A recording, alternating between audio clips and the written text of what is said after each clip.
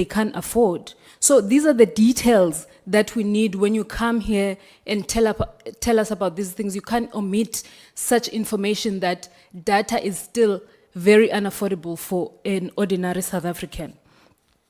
So maybe they can tell us, what you can tell us is that when are you reducing data and make it affordable for South African people, and stop focusing on making profit.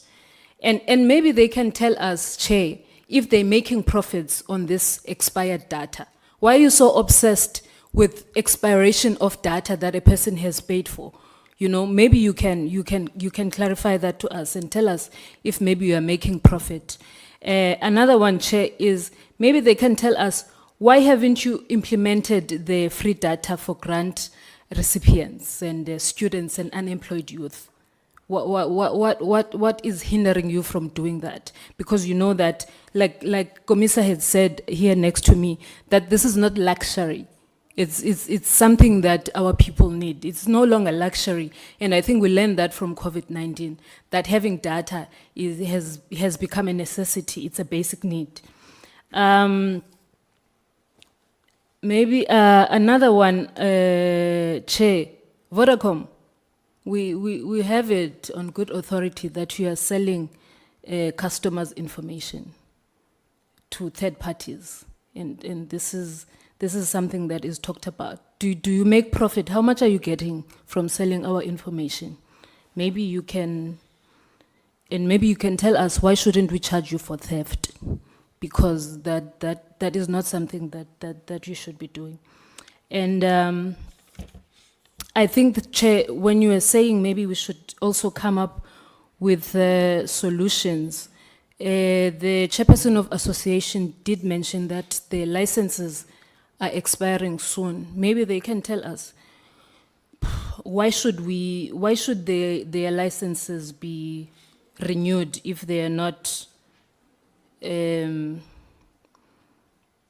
they are not agreeing to these data to making, free data provisions? Why should you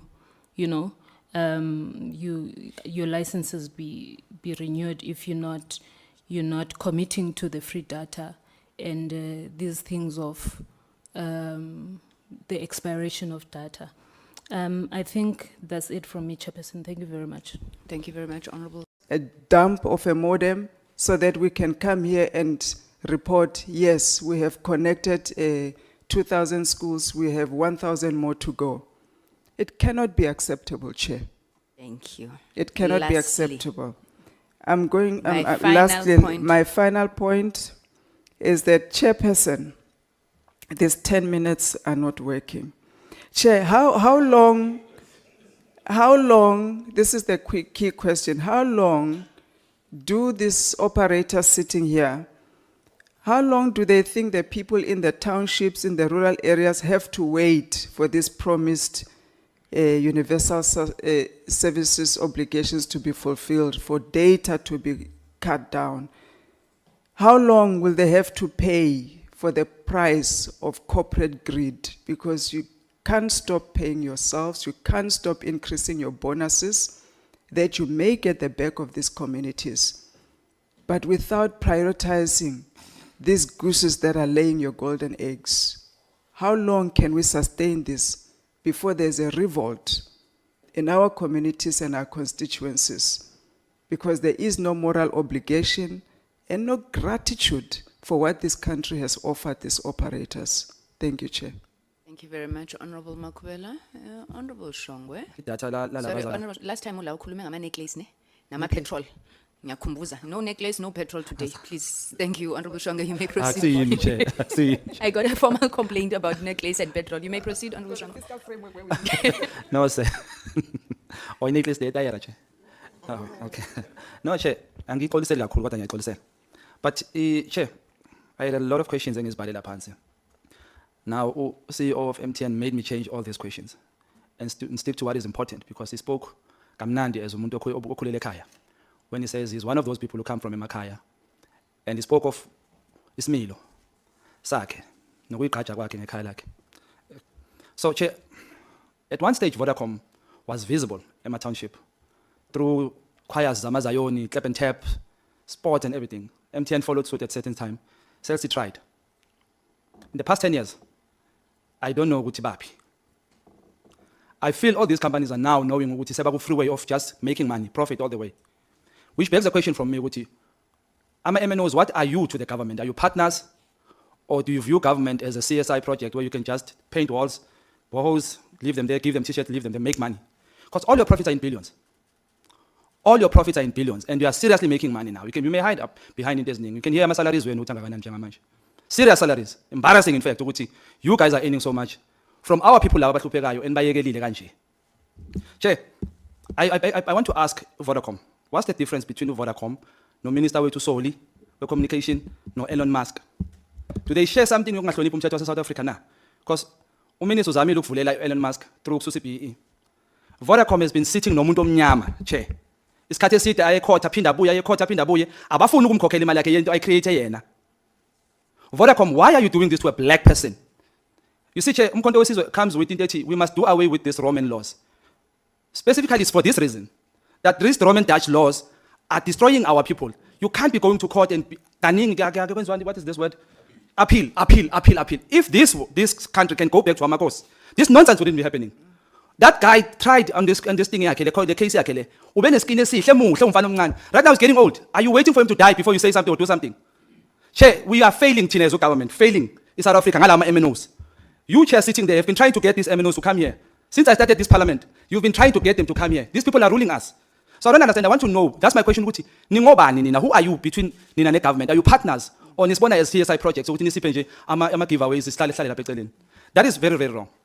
Number two, what I want to know is that there are access to the suppliers of these apps, such as Netflix, X, and the rest. If I don't have a phone and have a SIM card that is Telkom, MTN, and all the rest, I wouldn't have access to those apps if I'm not at home. What are you doing to help us, South Africa, when you ask Elon Musk law, and in South Africa? What have you done with that much access to porn? Anybody can just access it, as simple as that. What have you done? Because you are the door to this everything here. When I'm coming from townships or Emakaya, I don't see Uguti Netflix is coming from Netflix. I see Netflix coming from Celsi and MTN or whatever, because my phone is that network. So I need us to login and also remind you, Uguti, government South Africa must take charge. And you must follow suit in protecting our country. No good day to carelessly, so it's very, very bad in Tenenza. We find ourselves CEO, where at some stage my number was given to somebody borrowing money through my number. But when you go to a township, you can buy a SIM card from Spaza shop and get it recorded there. And recording is the most important thing. The most important, if we can check. But how can it be if it's the key of this cyber security? But you can get it to my friend and easily record that card for 5 rand. Why are you doing that to South African guys? Why are you MNOs no longer caring about South Africa? What is your return of investment, manje, as we speak? Asanboni malokishini, asanboni emakhaya. Go to emakhaya where usisibhodlane ekhuluma ngendaba ababusithole. You go to most of those freeways, you'll find girls sitting on top of those side of the road, those silver things. They are there because of network. After school until late. It can't be good to 2025, so many years, guys, you can't fix network problem in Makaya. Guys, you are seriously neglecting about South Africa. So I need you guys to help us in that situation. Let's take charge and care for our people. Rain came in very expensive, and they've forever been expensive. They say they have CSI projects. Where? Are you doing these things, guys, just to pass the buck? Who can have access to you guys, and where and how? Those choirs, per choir has a minimum of 40 young children, young boys and girls. And every Saturday, I can tell you, tap and tap, Amazon, every Saturday, they are somewhere in a hall, singing. That thing helps to eliminate crime. These MNOs are not there to help them at all, Chair. They're just sitting here making billions. And the Chair, I'm going to say this, let it be we are called or corrupt or whatever, taking advantage, I don't care anymore. What we want is services to our people. Can you guys open doors for us? I'm bringing Dabantwana Laba to you guys. Can I have appointment into offices? Because they can't write proposals. They can't get access to you. They can't speak the language you want them to speak. And immediately they have a middleman in between. That person eats the money because he understands this processes. So I ask that you open your doors for those children. Crime is huge, guys. You should be playing a very huge role in eliminating crime in South Africa. So we ask that you do that. But I beg, Vodacom,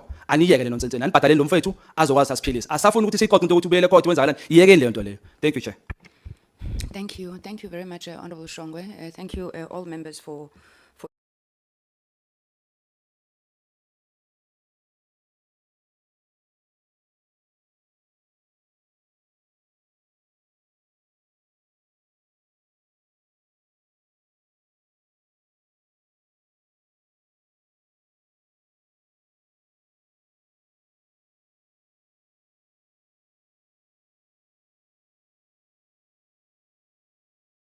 Committee for a very sobering and I guess very robust engagement. Chair, I will theme the answers because there's some commonality in a number of questions that are being asked. But let me first start by saying that I'm a village boy of this country. I'm a son who was raised by Valet Malapisi, the domestic worker. I have a very clear conscience, committee members and the chair, and solid level of appreciation for the plight of our people. Whatever we're going to say here and that we're going to answer is going to come from a very sincere perspective. We have no interest and any benefit in misleading the committee and saying the things that we are not capable of doing or we have not done. But I want to say that we hear you. We hear you. Your voices are very strong and your concerns are very valid. And truly, some of the things that you are mentioning, you are not wrong. So we want to acknowledge you. We want to acknowledge you for being such a very engaging and provocative committee. It is the work of this committee that will serve the South Africans very well. So we don't take this engagement in a wrong, with a wrong spirit. We accept the fact that we must account and we have a responsibility to South Africa. So we are happy and excited about the manner in which you are going by your duties. So let's start there. There's a concern around a couple of things, maybe let's say price. I think there's a very strong concern from the committee members, Chair. There's a concern around the pricing construct of our business, around the expiry of bundles. So we need to all lean into that and maybe to explain. And of course, there's a very passionate plea around coverage. And there's also a very strong concern around the service obligations. Those are what I'm taking largely as a theme. There are individual questions that I'll attend to, but I want to answer them in themes because there are some that are common across different committee members. We received spectrum in this country in 2022. MTN spent 5.2 billion rand on the spectrum cost. And Chair, I will say that we are practically about 10 years late in the allocation of spectrum in our country. That 10-year late was punishing to us in terms of cost, but in essence was also punishing to South Africans in terms of the access to broadband infrastructure. We are now hard at work as MNOs. We're implementing the 5G spectrum, the 500, 2600, 800. It will take us a little bit of time to finalize the implementation, but we're making progress. We have reduced our prices. We mentioned earlier on about 46% price reduction of the 1 gig bundle. And Chair, you're quite rightly asking, if you're sitting on 149, how come you're able to accommodate 149 to 99? I will, however, Chair, in a way, request the committee to also, as we do the analysis and look at the study of global MNOs. And I think what you'll find when you do a proper analysis of global MNOs, you'll find that the return on invested capital across all MNOs in the world has declined. That the return on capital that we borrow has declined, and many of us are not able to meet the profitability to actually pay the loans that we get from the banks. So in science, in financial terms, we'll say our ROIC is close to WACC or below WACC. It is a global problem. That's why you see the markets in Europe are consolidating. India, which is the largest country, has got a huge number of people, can only take 2 or 3 MNOs. It simply cannot take any number with big numbers that they have. So the pricing construct, it is not, in our view, as exorbitant. If you check some of our bundles, I can check now, you get a bundle, hourly bundle, 3-day bundle. You get what we call my town offers, which are bespoke propositions that we give to people in different towns. You go on our private pricing platform, you're able to get much cheaper propositions based on the level of usage. Our pricing takes into consideration the level of wallet spend. So if you are my sister, Paulina, in the village, we know how much you are capable of spending because we can see your spending patterns.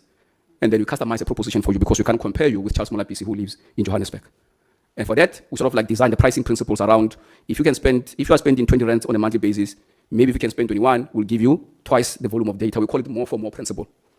That we do largely for the vulnerable, the people who are largely in trouble in terms of spend. So we are very sensitive to that. I want to be very clear on that. Can we do more? I'm sure we can. But is there a lot of effort that we are making ourselves as MTN and the MNOs? I would say definitely. And I will ask that we look at that private pricing that we do for the poor. We're very careful in terms of how we price to make sure that the vulnerable get favorable bundles and more for more principle. The data expiry one, it just makes me think on, just to maybe highlight to the committee that the network is a finite resource. So the network does not exist in infinity, it's finite.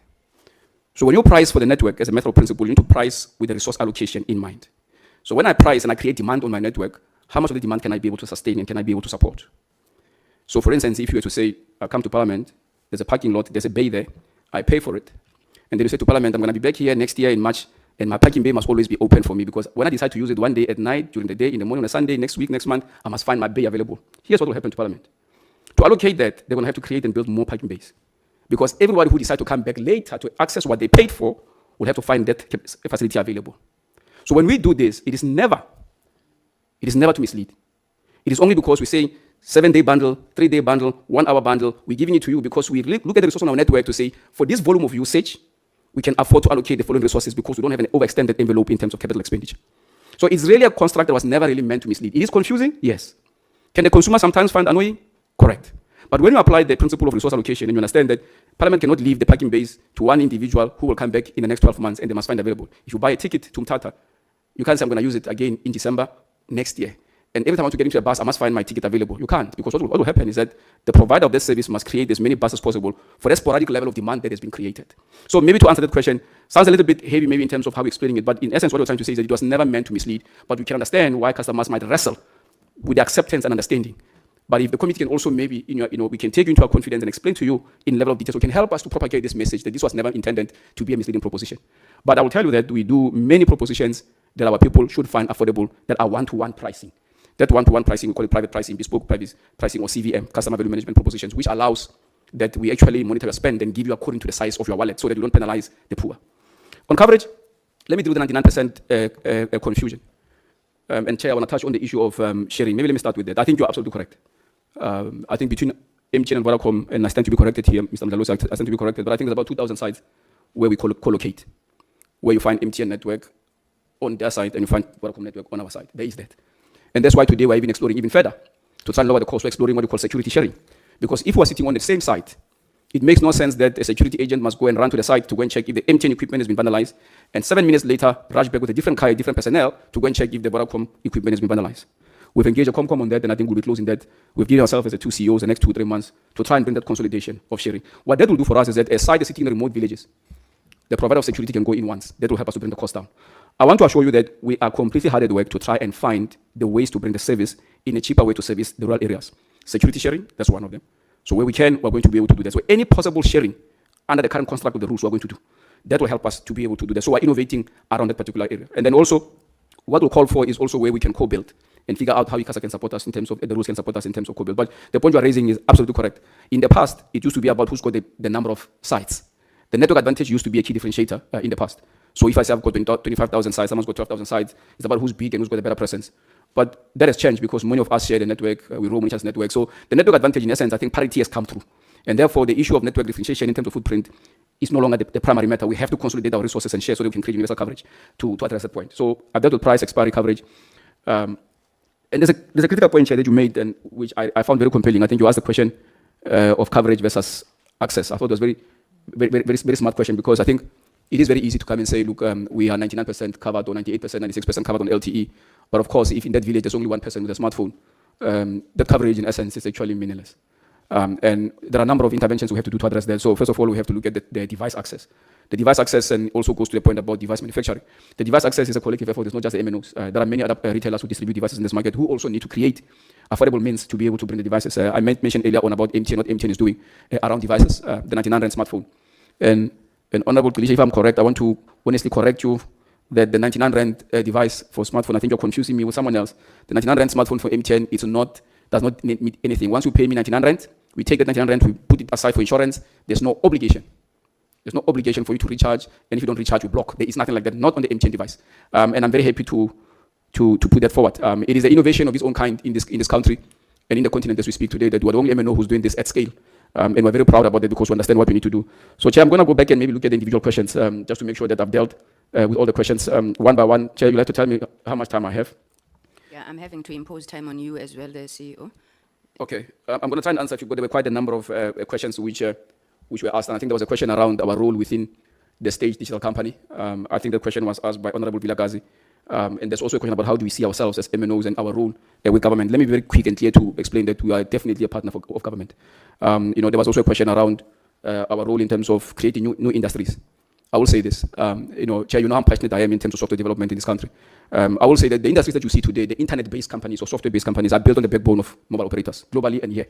Every software company that you see that's got access to the internet and data and on devices, it is enabled through the creation of platforms and data access and APIs, is built on the backbone of MNOs. We are a critical enabler in this market in terms of the creation of new businesses and new industries. There was a question around 2G and 3G sunset. We have taken as MTN a target of saying we need to decommission the 3G layer 2026, 2027. That is dependent on a number of variables. If our people can get to the MTN stores as quick enough and leave the old devices and take the new ones with 99 rand, we'll be very happy to decommission this layer as soon as possible. In some markets, in some provinces, we've started to do that already. So I think we're making very good progress around the 2G layer. We said as an MTN that we'll leave a slave of 2G layer because the 2G will always be a consistent technology for M2M devices. So we're going to leave that. There was a question around does coverage cover everyone? I think I've dealt with that. Sorry, CEO, I'll give you one more minute. Look at the most important one that you want to answer, and then the others will get them in writing because now I'm getting pressure. Let me deal with the chair. There's quite an extensive. We'll be very happy to respond to the questions. There was a question around RICA. Chair, I spent 7 years in MTN Nigeria, and I understand the history of SIM registration and its impact. Chair, I'll make a statement that our country is unfortunately behind in terms of the legislation around SIM registration. We need to fix this very quickly. What I mean is that the way we've designed this framework, it is almost archaic compared to many markets where we serve today. We need biometrics. We need to be able to say when the customer registers, it takes your face and it does a lookup and a validation into a central database. We need you to help us to create that framework. If you can help us to create that framework, we can create a process that is unpenetratable. I can assure you that there is no room in our organization for lack of compliance and governance. But I think we also need the instrument of legislation to help us to do that. Many of our markets are doing this way exceptionally than what we're doing in this country today.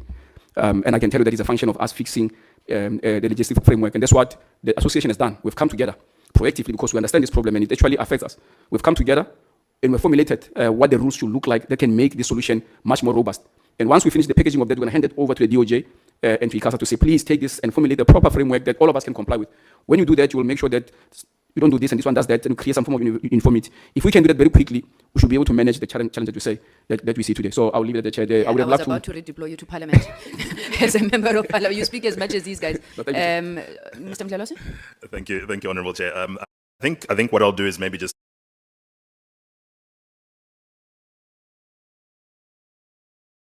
a few matters that were directed specifically at Vodacom, and maybe just add 1 or 2 points on the generic matters. I think firstly the matter with Mr. Makate and Please Call Me.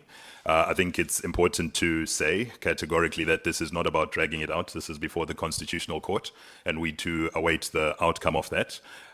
We have in various ways tried to engage and come to a table. We simply have not agreed on quantums, and it's before the Constitutional Court. So I think just to leave that one there for the moment. I think the second one that was specific to Vodacom was on data pricing, and to the honourable member, the 5 gigabyte is available, and it is available on mobile.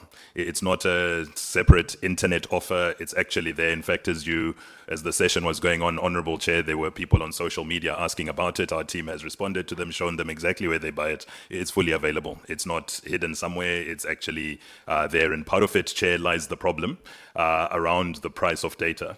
Of which some of it is around the perception of the price of data, which we will need to work on harder to ensure that that is more available. The fact that you are not aware that that is available is part of the challenge for us to make you aware of that. And I think those are some of the elements. You're correct, Honourable Member, in terms of some of the different channels of what you can find maybe on a banking app, but you can't find it here and so on. Within our business, there's different ways to distribute our products, if you like, so to sell our bundles and so on. And each of those different channels, if you like, have different commercials that you need to pay. So what you can maybe sell on this channel, it will cost you a little bit more there. And so there might be different prices on different channels, but ultimately the 5 gigabytes is available for customers. It's available on all of our channels that we distribute directly. So just to put that one categorically and make that clear on that. I think the data expiry one is also, Honourable Chair and members, what you've raised passionately.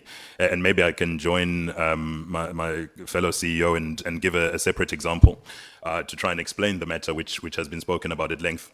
The data pricing that we price for is based on how we dimension the network. So we say this is what we need to input into the network to create the network to be able to carry the data, and therefore we charge on the basis of that. If one was looking at the price of making something fully available all of the time, it is obviously more expensive than dimensioning it differently at different times. And so to buy a data bundle is not like buying a loaf of bread. Buying a data bundle is buying access to something, almost like buying a Gautrain ticket. You can buy a Gautrain ticket for a week, for 2 days, for a return for a month, and it's the access that it's giving you to that service. To just reiterate and maybe use it in this example, if you were creating an endless accessibility to something, it would almost be saying that you want to build a 5-lane highway right across the country because it must always be able to take 5 cars at the same time. And you would build that road network, if I'm just using roads as an example, you'd build a 5-lane highway all across the network through every road. The end result of that, Honorable Chair, is it will actually push data costs up. So the very fact of bringing the validities down is an ability that we have and a tool that we have used to make the entry points more affordable for people who want to use them at a more affordable entry point. And therefore, we dimension the network accordingly that way. That's part of the journey. The longer validities are available on the network. But you'll see that the shorter validities, and another honorable member spoke about prepaid, actually those bundles are cheaper because they are pro-poor bundles, because they are within the poorest towns that we have, the top 2,000 towns and so on. So those two things are linked, and that's how one should look at and think about these things. But again, happy to send a more detailed response to the committee. There was a question specifically to Vodacom on foreign ownership. Vodacom Group is indeed owned by 65% by Vodafone Group. This gives us a few things, Honourable Member. The first thing that it gives us is it gives us an ability to be part of a world-class company. What we have access to technologies, ideas from right across the group, from how things are being done in Spain, to UK, to Italy, to Germany. There's nothing you'll find, Honourable Member, that we are, as a group, that the Germans can say they're doing that we haven't brought to South Africa. So we have the power of bringing world class into our business by being part of a bigger group. On top of that, we also have the ability to procure equipment and use the buying power of the group to ensure that we're procuring the things that we procure with the power of being part of a global group which has bigger procurement. But that being said, there are very strong local shareholders within Vodacom Group. So the PIC holds 12% of the share of Vodacom Group, and Yebo Yetu, which is our BE vehicle, equally holds 5%. So there's, along with all the other individual shareholders who trade in Vodacom shares individually. The point on infrastructure sharing, Chair, I won't belabor it, but again, just to give perhaps a different angle, the MTN CEO is correct. We do share on a lot of the sites, right across both of our sites, 2,000 roughly, as he said, of both of our sites, we share fiber. The question, Chair, is what is the step change? What is the difference that we can continue to make to continue to become more effective and efficient? And part of that is deepening that sharing. And deepening that sharing means not just sharing, for example, the mast, the actual physical tower. The question needs to be around, can we share the active part of our equipment? So the actual radio network, can we share in different ways? Can we not only share what we've built, but plan where to build, and so on and so on. And all of that needs to happen within the legislative framework that is available to us. And that's where we would need collective and collaborative support from yourselves and from all the legislators on being able to do that. There was a question specifically for Vodacom around selling of people's data. I want to make that very, very clear. We comply to all POPI regulations, and we do not do anything outside of that at all. So I just want to say that is not, factually speaking, not correct at all. We comply in every aspect of that. So just to be clear on that one. On RICA, this is a big challenge for many of our customers. Many people's data is stolen in terms of their phones are hacked and so on. And the key element on RICA will be that switch. We've been working as an industry collaborative with the Department of Justice, but it is to make that legislative switch to enable and enforce biometric registration. A registration that links, that when someone registers for a SIM card, that registration needs to link back to the Home Affairs database, to the harness database, and give and be a point that can verify that. And unless that happens, it doesn't continue. So really bring in the biometric element, but also start to limit, for example, legislation that limits the number of SIM cards that one person can own. And those are the kind of legislative measures we need to be able to collectively deal with the issue and improve the RICA framework and registration legislation. 1 minute, CEO. Thank you, Chair. Another specific one on Vodacom, in fact, it was for all, was about exiting contracts. important to say that when contracts are entered into, particularly most of those involve a device. That's part of that contract. And what has happened with that device is, as an MNO, we've gone and we've procured the device from the OEM. We have put money into that device to reduce the cost of it. So we've invested in it on the basis that a customer will be with us for 24 months or 36 months. If that customer is going to leave early, then we would need to recoup the price or the cost of the device. And so that's some of the complexities that sometimes come up with regards to the different areas. Honorable Chair, I think I will leave it at that, and maybe all the others we will bring through in writing. Thank you. Thank you very much, Mr. CEO. Thank you, Chair, and thank you to the members of the committee. Likewise, like my colleagues as well, we really acknowledge the concerns, and we're really here to actually find solutions across all of these. So I think, Chair, I'll touch mostly on the ones that are directed at Telkom, but also some that are a little bit industry specific. So I think the question of infrastructure sharing, I think you're really spot on that one. We, as MNOs, are actually not really competing at an infrastructure level anymore. I think infrastructure sharing should be encouraged. We do, however, have been engaging ICASA and also the Competition Commission on some of the issues that could potentially be seen as collusion. And I think we are being listened to, and possibly you guys could also help us to expedite those processes to make sure that at least the rules around the game of infrastructure sharing are actually quite clear to everyone, and we don't find ourselves in a spot of bother with regards to the Competition Commission. So I really encourage that. On the question of data expiry, I think my other two colleagues have really vented on this one, trying to sort of explain the impact on the network itself in terms of how you create capacity and how that would actually impact and push on the input costs of actually creating even a gig of data. The other view is actually for every airtime that hasn't been utilized by the customer, because you've sold a service and you haven't delivered on that service, you actually have to put a contingent liability on your balance sheet.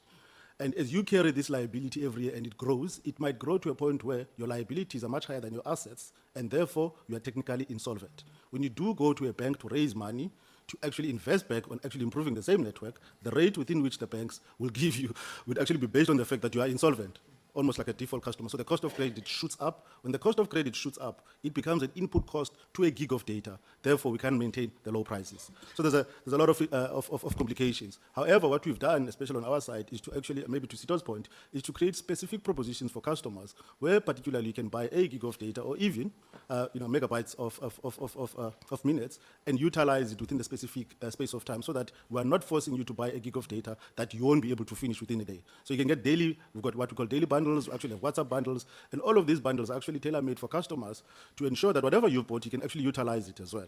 So there's many things that we're trying to do as MNOs to make sure that at least we can meet customers halfway with regards to this one. When it comes to data prices, I think it's been shared by my colleagues as well, but what I wanted to actually emphasize on is actually the input cost of running a mobile tower. So there's the rental, there's the batteries you have to buy, there's the diesel costs, and all of those actually contribute to a price that you can actually pass on to the customer. In most cases, most of these input costs, we actually absorb them as companies and try and actually take them on the chin before we can actually pass on to customers, so that we can keep certain prices for certain types of customers at a much lower rate. And we actually go as far as we create what we call Motown deals that are specific to certain towns and certain areas. And obviously, when you go to the internet and Google these prices, you're not going to find them, because they are below the line. It's only when you are a customer and you subscribe to some of our platforms, and most prepaid customers actually know these platforms. Ours is called Monice, and they actually know the type of bundles that they get below the line. There was a question of airtime advance and some of the services that we provide as MNOs, such as streaming or content. They are value-added services to our core. It is not a core of what we're actually selling. Specifically at airtime advance, we're not in the banking space at all. We actually partner with people that already have banking licenses that actually understand how credit works. We do not charge interest on airtime credit. There is a minimal service fee, which is really minimal as opposed to when you're actually taking out a loan, and that is just to cover the cost of the actual platform itself. They do actually help customers to buy a lot more airtime on credit. It's actually a product that is enjoyed a lot by prepaid customers. They don't feel like we're actually exploiting them, because it is actually quite cheap, and it's actually in certain instances called an emergency top-up solution, because it's really when you have an emergency and you can't afford to buy airtime, and you actually give you this product. There was issue of coverage versus service obligations, and I think my two colleagues have covered that. But what I wanted to say was, especially with regards to how we roll out these, what do you call it, PSIs, right? Public service institutions. We don't view them as just PSIs where we drop a router and actually live. In most instances, that's why when we engage with school principals, we look at their connectivity requirements for the entire school. what has tended to happen is that it's been a miscommunication between the different departments as to what an MNO is supposed to do when they rock up at a school. And we're trying to clear those to say we don't just want to drop a router, because a router at the principal's office is not really going to help anyone. We actually would like to make sure that the entire school is connected. In certain instances where we have mobile towers,